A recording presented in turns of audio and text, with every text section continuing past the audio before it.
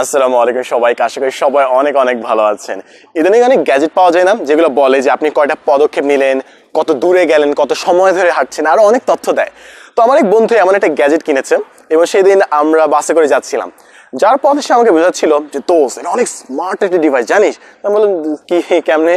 তো আমাকে বললো যে দোস্ত দেখ, আমি যখন হাঁটি তখন আমার স্টেপগুলো কাউন্ট করে, কিন্তু এখন আমরা বাসে চড়তেছে, এটা ডিভাইস বুঝতে পারছে, এবার এখন স্টেপ কাউন্ট করা বন্ধ করে দিচ্ছে। তারপর অনেকক্ষণ বুঝাইলো যে 3 অ্যাক্সিস 6 অ্যাক্সিস আর অনেক ভুগিচুগি।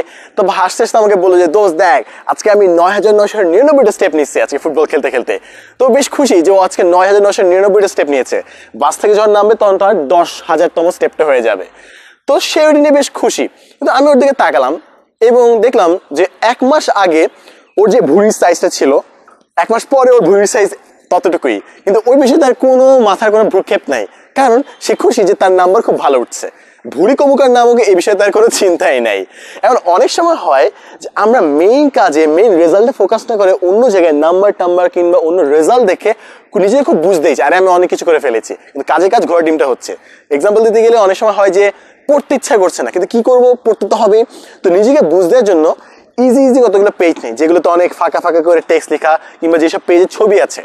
কারণ কি, কারণ এই পেজগুলো যদি পড়ি তাহলে আমি ফটফট পড়া শেষ হয়ে যাবে, এবং পড়ার পর আমি নিজেকে বুঝ দিব যে আরে আজকে 20 পেজ পড়ে ফেলেছি, 30 পেজ পড়ে ফেলছি। তো নিজেকে বুঝ দেই। এবং অনেক সময় স্কুলে যখন পড়তাম, যখন ছোট ছিলাম, আম্মু পড়াইতো, তখন আম্মুকে বলতাম যে আম্মু আজকে 50 পেজ পড়ছি, আজকে ছুটি, ঠিক আছে?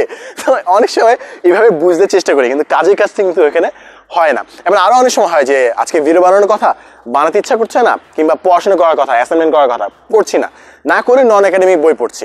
দিন শেষে নিজেকে অনেক বুঝতে যে আরে আজকে আমি অনেক জ্ঞান অর্জন করছি, কিন্তু আসলে কাজে যেটা করা উচিত ছিল ওটা না করে আমি অন্য কাজ করে নিজেকে বুঝ দেওয়ার চেষ্টা করছি।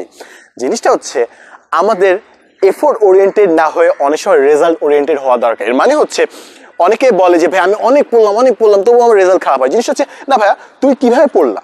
অনেকে বলে যে ভাই আমি 8 ঘন্টা 10 ঘন্টা পড়ছি। না ভাই, তুমি কোয়ালিটি কি দিলা? তুমি আসলে ঠিকভাবে পড়ছো? তুমি আসলে ইম্পর্টেন্ট জিনিসগুলো পড়ছো?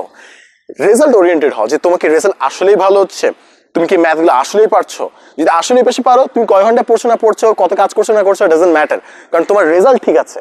তো রেজাল্টে ফোকাস দেওয়া, এরকম একটা প্রফেশন হচ্ছে আপনার সেলস প্রফেশন। অর্থাৎ সেখানে খালি দেখা হয় যে আপনি কয়টা বিক্রি করলেন, আপনি কত মানুষের কাছে গেলেন, কত আহ্লাদ করলেন, কত মানুষকে বুঝালেন, এটা কিছু কাউন্ট করা হয় না।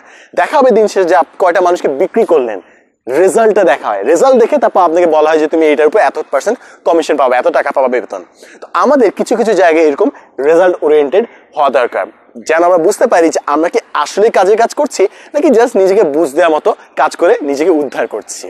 তো আমার কথাবার্তায় যদি আমি ভুল কিছু বলে থাকি, প্লিজ কমেন্টে টাইপ করে ঠিক করে দেবেন, যেন সবাই একসাথে ভালোভাবে বুঝতে পারি, শিখতে পারি এবং ভালো মানুষ হিসেবে গড়ে উঠতে পারি। And as always, thanks for watching.